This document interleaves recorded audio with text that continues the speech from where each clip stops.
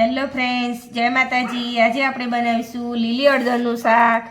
લીલી હળદરનું શાક બનાવવા માટે મેં 100 ગ્રામ જેટલી લીલી હળદર બરોબર ધોઈ અને આ રીતે છીણી લીધી છે અને એમાં જ મેં 100 ગ્રામ જેટલું ઘી લીધું છે અને મેં એમાં એક કાંદો લીધો છે સમારીને અને થોડી કૂબી લીધી છે અને એક ટામેટું લીધું છે અને લસણ એડ કરીશું।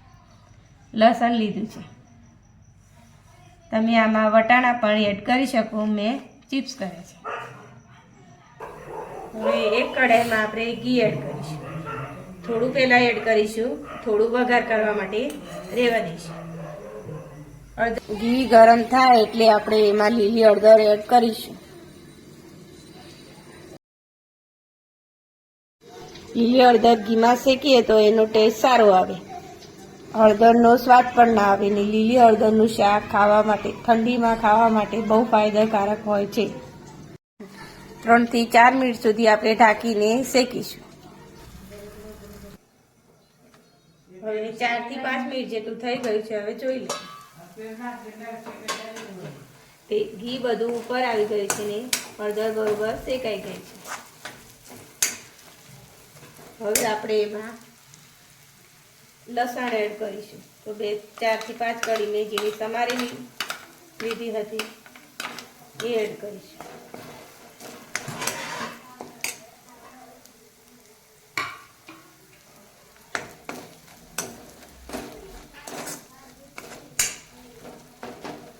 હવે આપણે એમાં એક કાંદો એડ કરીશું, એને ઝીણો સમારી લીધો।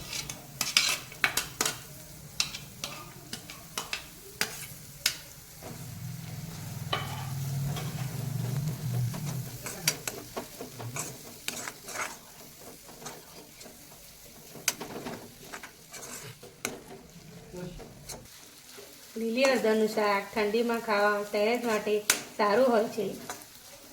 તમે ઘરે જરૂરથી એકવાર ટ્રાય કરજો।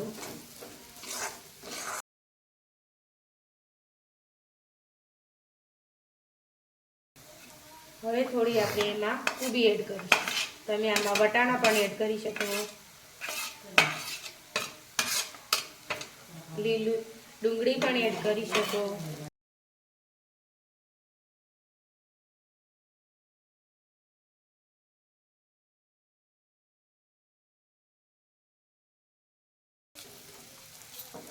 હવે આપણે આમાં ટામેટું એડ કરીશું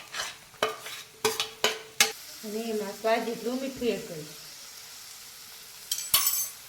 મિક્સ કરીશું, ઢાંકીને થોડી વાર ચડવા દઈશું। 3 થી 4 મિનિટ જેવી થઈ ગઈ છે ને થોડું ચડવા આવી ગયું છે। આપણે એમાં મસાલા એડ કરી દઈએ। અડધી ચમચી જેટલું આપણે મરચું એડ કરીશું ને 1 ચમચી જેટલું ધાણા જીરું એડ કરીશું ને અડધી ચમચી જેટલો ગરમ મસાલો એડ કરીશું અને બધું મિક્સ કરીશું।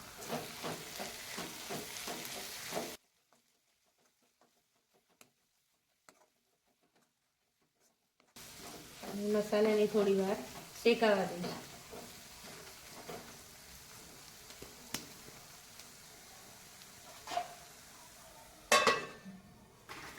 હવે 1 મિનિટ જેવી થઈ ગઈ છે ને મસાલા બરોબર શેકાઈ ગયા છે। હવે આપણે આમાં વઘાર કરીશું। વઘાર કરવા એક પેન મૂકીશું અને જે ઘી આપણે રાખ્યું હતું એમાં એડ કરી દઈશું। હવે ઘી ગરમ થયું, હવે એમાં 1 ચમચી જેટલું જીરું એડ કરીશું।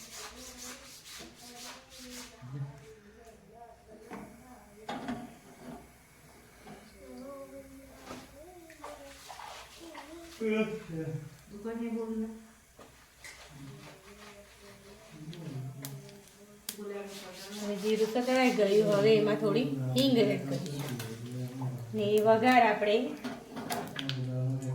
આમાં એડ કરીશું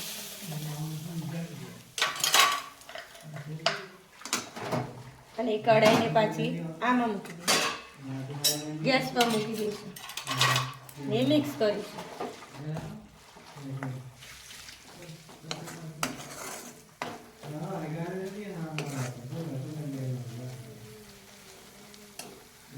હવે આપણે એમાં લીલા ધાણા એડ કરીશું થોડા.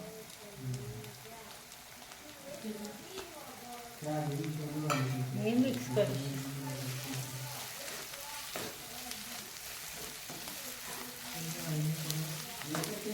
રેડી થઈ ગઈ છે હળદરનું શાક. હવે હું તમને સર્વ કરીને બતાવું.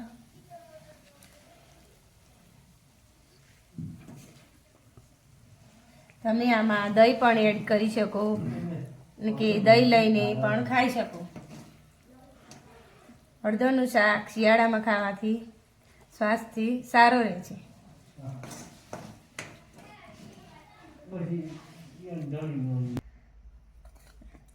હવે આપણે ઉપરથી એમાં દાણા સર્વ કરીશું.